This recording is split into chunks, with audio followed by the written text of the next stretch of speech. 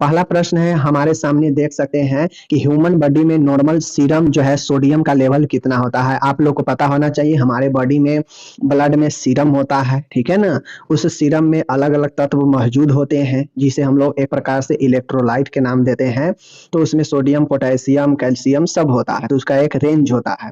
तो हमारे बॉडी में जो सोडियम का लेवल होना चाहिए वह कितना होना चाहिए, तो वह 135 से लेकर 145 मिली इक्विवेलेंट पर लीटर होता है, ठीक है। इस चीज को ध्यान में रखिएगा, इतना सोडियम का लेवल होता है। ओके, आगे चलते हैं हम लोग। दूसरा प्रश्न है, बहुत शानदार प्रश्न है यहाँ पे कि ह्यूमन बॉडी में नॉर्मल सीरम पोटेशियम लेवल कितना होता है। वो था सोडियम का लेवल, यहाँ पे पोटेशियम का लेवल है। तो पोटेशियम लेवल 8 से 10, 3.5 से 5.1, 8, 8.6 से 10.5, 3.0 से 4.5, इनमें से क्या होता है। तो my dear, option number B 3.5 से लेकर 5.2 या कहीं कहीं 1 दिया रहता है, ठीक है। तो यही आंसर, और मिली इक्विवेलेंट पर लीटर होता है, ठीक है। ये याद रखिएगा, बहुत ही इंपॉर्टेंट प्रश्न है, यही सब पूछता है, ठीक है। तीसरा नंबर का प्रश्न है, बहुत शानदार है। निम्न में से इन्फेरियर वर्टेब्रा कौन सा है। जो वर्टेब्रा जो कशेरुक होता है वह कौन सा है जो इन्फेरियर होता है। तो आप लोग को पता है सैक्रल वर्टेब्रा जो पूंछ के समान रीढ़ के हड्डी में सबसे निचला होता है, यही हमारा इन्फेरियर वर्टेब्रा होता है, ठीक है। आगे चलते हैं। चौथा है, फेसियल नर्व जो है किस प्रकार के क्रेनियल नर्व है। तो माय डियर, जो फेसियल नर्व है वह हमारा किस प्रकार का क्रेनियल नर्व है। तो आपको पता होना चाहिए हमारे जितना भी ऑर्गेन काम करता है वह सब नर्व तंत्रिका के ऊपर ही जो है हम किसी भी चीज के एहसास कर पाते हैं ब्रेन में। तो फेसियल नर्व जो होता है वह हमारा मिक्स जो है क्रेनियल नर्व है, ठीक है। यानी वह सेंसरी भी है, मोटर भी है, इसलिए जो है इसमें मिक्स जो है इसे कहा गया है, ठीक है। पांचवा नंबर का है, कहता है छठे नंबर का जो है क्रेनियल नर्व कौन सा है। छठे नंबर का सीएन कौन सा है। ऑप्टिक है, ठीक है, ट्रोकियल है, या फिर एब्डुसेंट है, या फिर जो है ग्लोसोफेरिंजल नर्व है। तो माय डियर, जो छठा नंबर का जो हमारा नर्व है क्रेनियल नर्व वह एब्डुसेंट नर्व है, याद रखिएगा। छठे नंबर का जो नर्व है वह एब्डुसेंट नर्व है। ओके, आगे देखते हैं हम लोग। छठा नंबर का है, कहता है यूरिन का पीएच मान कितना होता है, ट्रू बताइए। इसका पीएच हल्का अम्लीय होता है, इसका पीएच हल्का क्षारीय होता है, कभी अम्लीय कभी क्षारीय होता है, कुछ नहीं कहा जा सकता है। तो आप लोगों को मैं बता चुका हूं इससे पहले के वीडियो में कि जो पीएच मान होता है लगभग जो है आपको 6.8 के आसपास जो है यूरिन का पीएच मान होता है। तो 7 से कम है तो हल्का अम्लीय होगा, ठीक है। चलिए, सातवां है, कहता है कि निम्न में से कौन सा ग्रॉस रूट जो है लेवल वर्कर नहीं है। कहता है ग्रॉस रूट लेवल वर्कर कौन सा है, मतलब कौन सा इसमें है जो रूट लेवल वर्कर नहीं, मतलब एक जड़ के तहत एक मूल जड़ कार्यकर्ता के रूप में कौन सा नहीं है। आंगनबाड़ी कार्यकर्ता यह नहीं है, ठीक है। यह है, यह ग्रोथ रूट में है, यह गांव के लेवल पर काम करता है। आशा भी जो है एकदम जड़ लेवल पर है। ग्राम स्वास्थ्य मार्गदर्शक यह भी एकदम जड़ जो है स्वास्थ्य के एकदम जड़ जो है, ठीक है। लेकिन जो हमारा ये स्वास्थ्य सहायक होता है हेल्थ असिस्टेंट, यह जो है आपको न गांव में न मुहल्ला में मिलेगा, यह जो है मूल रूट में नहीं आता है। तो इसलिए हमारा ऑप्शन डी सही हो जाएगा। बाकी देखिएगा आंगनबाड़ी हो, आशा हो, ग्राम स्वास्थ्य मार्गदर्शक हो, यह सब मोहल्ले मोहल्ले गांव गांव में काम करती है, ठीक है। आठवां नंबर का है, पीएचसी का प्रबंध यानी प्राइमरी हेल्थ सेंटर का जो मैनेजमेंट का काम होता है कौन देखरेख करता है। ANM, nurse grade 1, medical officer, PMO, ERT. तो आपको पता होना चाहिए पीएचसी जो होता है वहां पे पीएचसी का प्रभारी एक एमओ ही होता है, ठीक है ना। एमओ ही। अगर आपसे पीएचसी का स्टाफ पैटर्न पूछेगा तो पीएचसी पर कुल 15 स्टाफ का पैटर्न होता है। अगर सीएचसी से आपको स्टाफ पैटर्न पूछेगा तो यहाँ पे 25 स्टाफ पैटर्न होते हैं, ठीक है। तो ये याद रखिएगा। ओके, इस प्रकार के आपको नॉलेज भरा पॉइंट मिलता रहता है, वीडियो देखते हैं तो। कहता है एफएचएसएस प्रोग्राम का संबंध है। कहता है एफएचएसएस प्रोग्राम का संबंध किससे है। एडोलेसेंट हेल्थ से, मैटरनल हेल्थ से, एडिक्शन रोकथाम, इम्यूनाइजेशन सर्विस से। तो एफएचएस प्रोग्राम जो है यह एडोलेसेंट से रिलेटेड है, इसको याद रखिएगा। ओके, कोई दिक्कत नहीं, आगे चलते हैं। 10वां नंबर है, कहता है what is the full form of FAFHS। जो ऊपर अभी आप देखे हैं ना कि यह किससे रिलेटेड है, तो यहाँ पे देख लीजिए, यह जो है फुल फॉर्म आपको बताना है। तो AFHS का फुल फॉर्म होता है A for adolescent, F for friendly, H for health और S for service. A for adolescent, F for friendly, H for health और S फॉर सर्विसेज। ये याद रखिएगा, बहुत इंपॉर्टेंट है, ठीक है। इसीलिए वहां पे एडोलेसेंट हेल्थ से रिलेटेड AFHS दिया गया था, ओके ना। आगे चलते हैं, 11 नंबर का प्रश्न बहुत शानदार प्रश्न है कि निम्न में से कौन सा सेंटेंस सही है, मतलब कौन सा वाक्य इसमें सही है। व्यक्ति का फिजिकल एंड मेंटल डेवलपमेंट पर्यावरण पर काफी हद तक निर्भर करता है, बिल्कुल सही बातें हैं। वायु में प्रदूषण की उपस्थिति स्वास्थ्य के लिए हानिकारक होती है, बिल्कुल सही बात है। मनुष्य के फिजिकल एंड मेंटल डेवलपमेंट हेतु पर्यावरण का पोल्यूशन फ्री होना जरूरी है, यह भी बात सही है। तो इस प्रकार से सभी सही है, इसलिए डी आंसर हो जाएगा, ठीक है। देखिए कथन वाला भी हम लाते हैं क्वेश्चन इसी के लिए, ताकि आपको कथन वाला क्वेश्चन को सोचना पड़ता है, जिससे आपके अंदर विकास होगा। निम्न में से सेफ वाटर की विशेषता, मतलब सुरक्षित जल का क्या विशेषता है। इसमें पैथोजन अनुपस्थित होते हैं, बिल्कुल सही है। पैथोजन मतलब जो रोग उत्पन्न कर सकता है। यह हार्मफुल केमिकल रहित होता है, मतलब यह जो है केमिकल फ्री होता है, इसमें केमिकल नहीं होता है, ये भी सही है। यह मशीन जो है यह ऑडोर लेस होता है, मतलब यह मशीन जो है इसमें मशीन से प्यूरिफायर नहीं होता है, इसलिए उपरोक्त सभी होता है। इसलिए ऑप्शन नंबर डी, यानी एक सेफ जल में यह सब जो है होते हैं, सही बातें हैं। आगे है 13 नंबर का प्रश्न, बहुत शानदार है कि निम्न में से जल का यूज है पीने में, कृषि कार्य है तो उद्योगों में। तो जल का तो काम सभी में है, उद्योग में भी, कृषि में भी, पीने में भी, ठीक है। डी सही है। 14 है, निम्न में से पर्यावरण के बायोलॉजिकल कंपोनेंट में शामिल है। बायोलॉजिकल मतलब जैविक घटक कौन सा है पर्यावरण का। पेड़ पौधे, सूक्ष्म जीव, पशु आदि, बिल्कुल सही है, पर्यावरण का यह घटक है। बी नंबर है, जल, वायु, मृदा, इमारतें, कल कारखाने आदि, ठीक है। नहीं, कल कारखाने ये सब नहीं होता है पर्यावरण में, पर्यावरण को यह दूषित करता है, बायोलॉजिकल कारक नहीं है। सामाजिक परंपराएं, रीति रिवाज, रूढ़िवादी, ये भी गलत है, ठीक है। धुआं, धूल, धुआं आदि गैसें, यह सब भी जो है पर्यावरण को प्रभावित करता है, लेकिन ऊपरा वाला ठीक था। पेड़ पौधे, सूक्ष्म जीव, पशु, ये सब तो पर्यावरण में होते ही हैं, इनके बिना न पर्यावरण है और पर्यावरण के बिना ये नहीं है, ठीक है, इसलिए सही है। 15 नंबर है, निम्न में से ART विधि है। ART क्या विधि, आपको पता होना चाहिए। Artificial uterine insemination, in vitro fertilisation and embryo transfer, gamete intra fallopian transfer, उपरोक्त में से सभी। तो ART जो विधि है इनमें से सभी है, यह खासकर जो है आपको मैटरनल हेल्थ से रिलेटेड है। जो व्यक्ति को एक महिला में ART विधि उपरोक्त में से सभी के लिए है, ठीक है। चलिए आगे देखते हैं। 16, निम्न में से नर युग्मक क्या है, मतलब नर का जो है इसमें से युग्मक कौन सा है। सीमेन, ये बीज, यह भी नर में पाया जाता है। नर मतलब क्या होता है, पुरुष। सीमेन पुरुष में होता है, शुक्राणु भी पुरुष में होता है, ठीक है। फर्टिलाइजेशन, जाइगोट और स्पर्म, ठीक है। तो माय डियर आपको पता होना चाहिए, नर का जो युग्मक है जिसके द्वारा बच्चा जो है पैदा हो सकता है, तो वह स्पर्म शुक्राणु होता है। अगर सीमेन है उसमें स्पर्म के काउंट कम जाता है तो बच्चा नहीं होगा, ठीक है। तो स्पर्म जरूरी होता है युग्मनज के लिए, ठीक है। 17 है, निम्न में से शुक्राणु किस पदार्थ में पाए जाते हैं। सीमेन में, बाइल में, मेंस्ट्रुएशन फ्लूइड में, ऑल ऑफ द अबव। तो आपको पता होना चाहिए, अभी बताए हैं कि बीड में ही जो है स्पर्म होते हैं। स्पर्म काउंट इसी सीमेन एनालिसिस के जरिए होता है, तो सीमेन में होता है, ठीक है। 18 है, एपिमिनोरिया, ठीक है। एपिमिनोरिया का क्या अर्थ है। इंडोमेट्रियम की मासिक क्षति होने के बाद भी मेंस्ट्रुएशन ब्लड का बाहर की ओर नहीं आना, किसी ज्ञात एनाटॉमिकल या ऑर्गेनिक पैथोलॉजी की अनुपस्थिति में भी यूट्रस से एब्डोमिनल ब्लीडिंग होना, ओके। मासिक धर्म का अस्थायी रूप से बंद हो जाना, मासिक चक्र की अवधि का 28 से 30 दिन से घटकर 21 दिन या इससे कम हो जाना। तो ऑप्शन नंबर डी ही सही है। एपिमिनोरिया का मतलब होता है, देख लीजिए, एपिमेनोरिया का मतलब होता है कि सामान्य से मासिक धर्म का जो समय है घट जाना। जैसे 28 से 30 दिन माना जाता है इस बीच में, लेकिन यह घट के 21 दिन या इससे भी कम हो जाएगा तो एपिमेनोरिया कहते हैं, ठीक है, ओके। 19 से टेस्टिस का इन्फ्लामेशन क्या कहलाता है। माय डियर, वृषण का इन्फ्लामेशन प्रदाह क्या कहलाता है, ऑर्काइटिस कहलाता है, याद रखिएगा। वृषण जो कि पुरुष में होता है, ठीक है।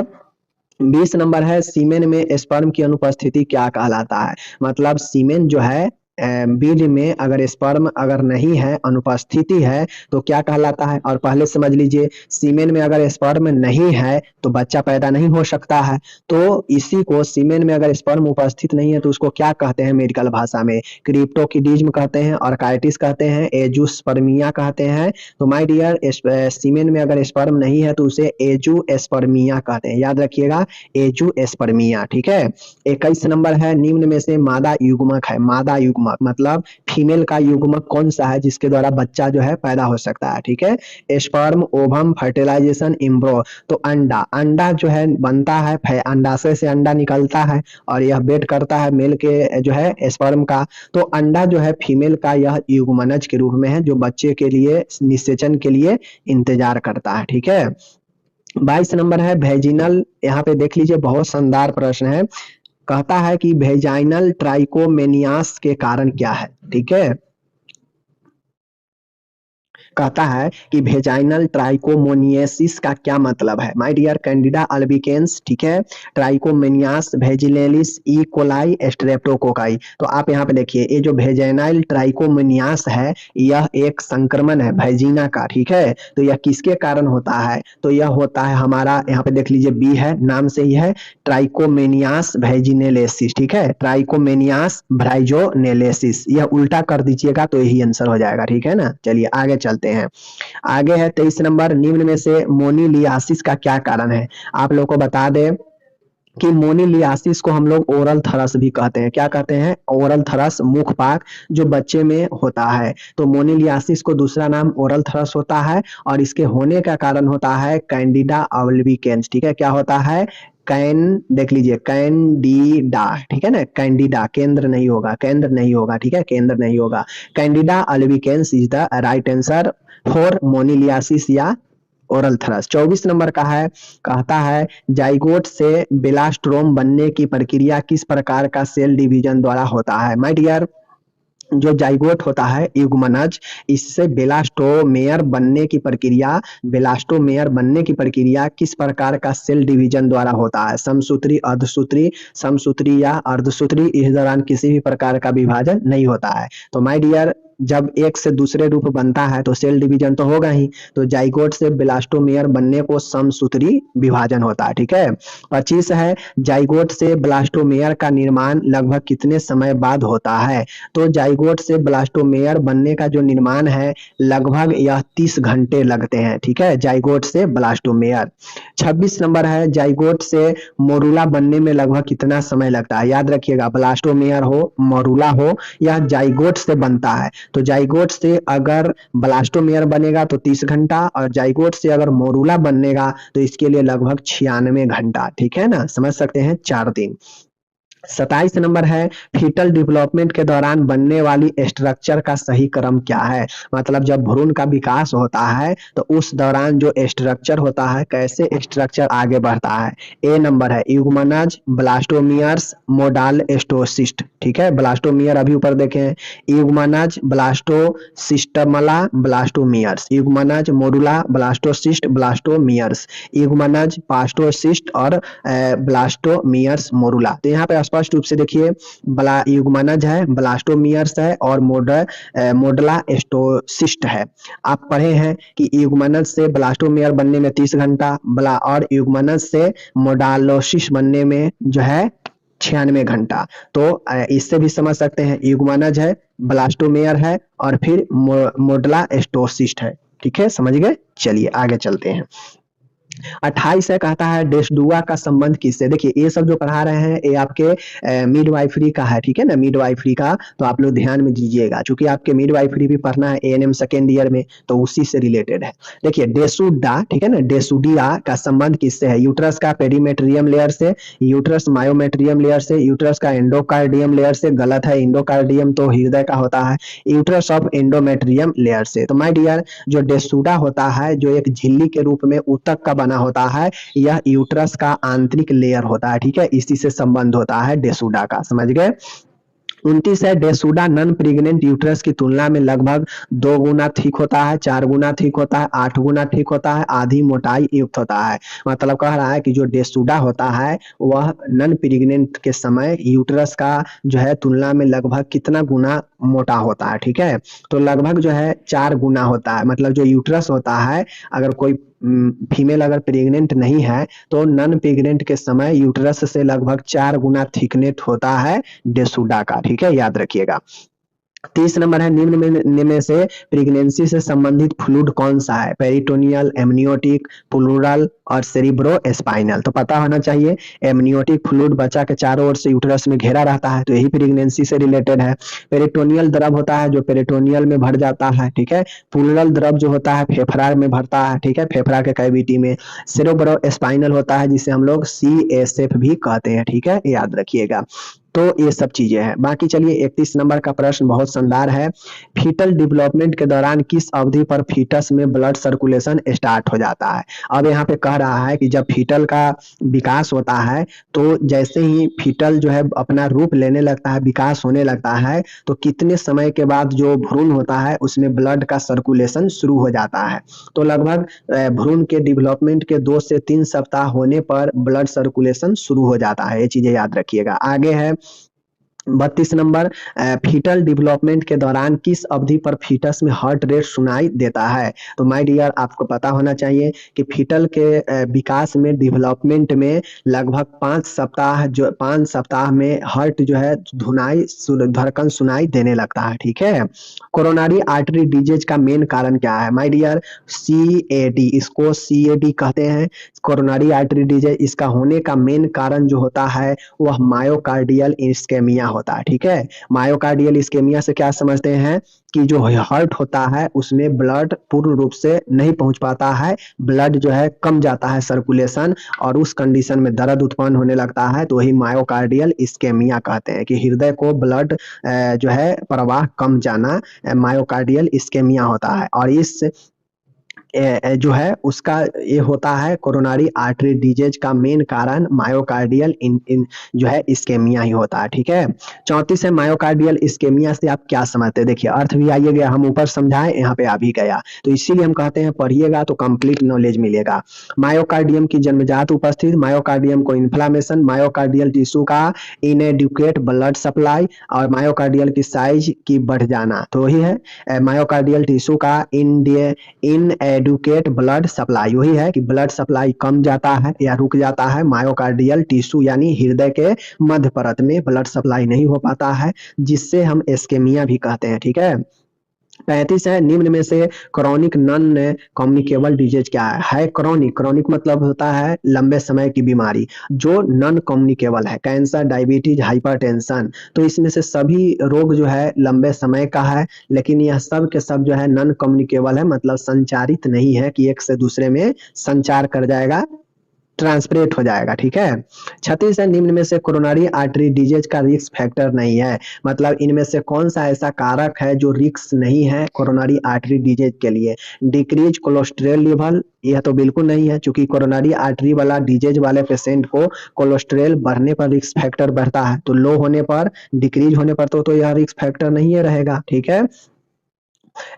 तो स्मोकिंग, स्मोकिंग रिस्क फैक्टर है, ओबेसिटी रिस्क फैक्टर है, फैटी ब्लड का अधिक सेवन, ये फैटी फूड का यह भी रिस्क फैक्टर है। तो यहाँ पे हमसे पूछ रहा है कौन नहीं है, तो डिक्रीज, जब कोलेस्ट्रॉल लेवल जब डिक्रीज करेगा तो यही रिस्क फैक्टर नहीं है, मतलब यह सुरक्षित होता है। एक हार्ट वाले पेशेंट को, कोरोनरी आर्टरीज के डिजीज वाले पेशेंट को कोलेस्ट्रॉल लेवल नीचा होना ही चाहिए, ठीक है। बाकी यह तीनों सब तो घातक ही है, ठीक है।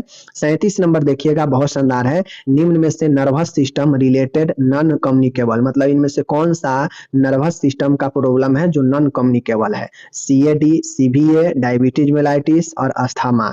तो माय डियर नर्वस सिस्टम के रिलेटेड नॉन कम्युनिकेबल जो डिजीज है वो हमारा CVA है, ठीक है। सबसे पहले देख लीजिए, इसमें ये सब जो है आपके सर्कुलेटरी डिजीज है, ठीक है, मतलब भास्कुलर रक्त वाहिका का डिजीज है, लेकिन या ये श्वसन का डिजीज है। लेकिन बात किया जाए यहाँ पे CVA, सेरेब्रोवास्कुलर एक्सीडेंट जो होता है यह हमारा नर्वस सिस्टम का रोग है, ठीक है।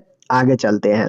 38 है, निम्न में से कार्डियोवास्कुलर सिस्टम, वही चीजें हैं जो ऊपर में बताया, रक्त वाहिका का बीमारी, रक्त संचार वाला बीमारी, related non communicable, non communicable कौन सा है, CAD, CVA, diabetes mellitus, asthma. तो देखिए अस्थमा आपका श्वसन का है, डायबिटीज मिलाइटिस है तो कार्डियोवास्कुलर का ही, लेकिन यह जो है तो आपका CAD जो है कोरोनरी आर्टरी डिजीज, यही राइट आंसर है। 39 नंबर का है, निम्न में से हाइपरटेंशन मॉडिफाइबल रिस्क फैक्टर नहीं है, कहता है कि इसमें से हाइपरटेंशन का जो है रिस्क फैक्टर कौन नहीं है, बताइए। Age, high intake of fat, alcohol consumption, physical inactivity. तो my dear high intake fat, fat वाला ज्यादा भोजन बिल्कुल हाइपरटेंशन का है यह कारक। एल्कोहल का कंजप्शन, यह भी आपको हाइपरटेंशन को बढ़ा सकता है, रिस्क है इसमें। फिजिकल अगर इनएक्टिव है आप, सक्रियता नहीं है, तो यह भी बढ़ा सकता है हाइपरटेंशन को। लेकिन एज जो है यह रिस्क फैक्टर नहीं है हाइपरटेंशन के लिए, ठीक है, याद रखिएगा। 40 है, कहता है निम्न में से हाइपरटेंशन मॉडिफाइबल रिस्क फैक्टर। अब यहाँ पे रिस्क फैक्टर पूछ रहा है कि कौन सा हाइपरटेंशन के लिए रिस्क फैक्टर है। एज नहीं है, अभी ऊपर देखे हैं। फैमिली हिस्ट्री यह भी नहीं है, देखे हैं। सेक्स यह भी नहीं है। स्मोकिंग रिस्क फैक्टर है आपका, ठीक है, याद रखिएगा। डी आंसर सही हो जाएगा, चूंकि स्मोकिंग कीजिएगा तो आपका हाइपरटेंशन क्या होगा, बढ़ेगा, रक्त वाहिका में जमाव होगा तो बढ़ेगा ही। 41 है, एक्यूट EMI को इस नाम से भी जानते हैं। माय डियर एक्यूट EMI का मतलब होता है कि अचानक से जो मायोकार्डियल इन्फारक्शन है, EMI का मायोकार्डियल इन्फारक्शन कहते हैं, ठीक है, यानी इसे हम लोग शॉर्ट में दूसरे नाम से हार्ट अटैक के नाम से भी जानते हैं, ठीक है। एंजाइना पेक्टोरिस, यह भी हार्ट का ही प्रॉब्लम है। हार्ट फेलुअर भी हार्ट का ही प्रॉब्लम है। कार्डियक डिसअर्थेमिया, यह भी हार्ट का ही है, लेकिन EMI को हम लोग हार्ट अटैक के नाम से भी जानते हैं, ठीक है, याद रखिएगा। 42 है, विटामिन सी को इस नाम से भी जानते हैं, किस नाम से, तो एस्कॉर्बिक एसिड पता होनी चाहिए। विटामिन B1 थाइमिन के नाम से जानते हैं। साइनोकोबालामिन, ठीक है ना, विटामिन आप लोग को पता होना चाहिए। B12, तो ये सब याद रखना चाहिए, ठीक है।